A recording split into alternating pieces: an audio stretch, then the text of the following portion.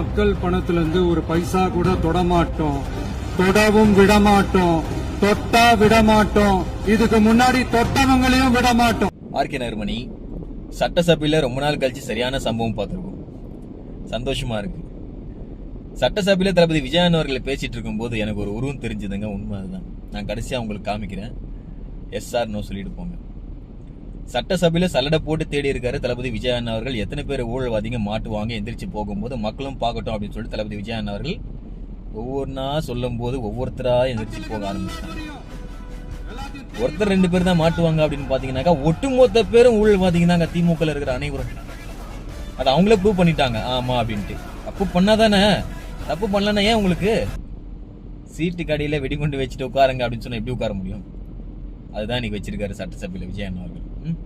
இன்னைக்கு தளபதி விஜயன் அவர்கள் ஒரே ஒரு ரியாக்ஷன் தான். ஒவ்வொருத்தரா வெளியே போக ஆரம்பிச்சாங்க.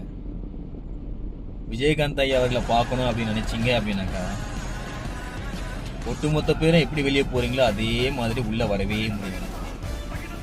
ஒழுங்கு மரியாதையா ஊரை ஏமாத்தி ஊழல் பண்ணதை ஒத்துக்கிட்டீங்க அப்படின்னாக்கா உங்களுக்கு தண்டனையும் குறையும், இதுவும் குறையும். பார்த்துக்கங்க. நன்றி.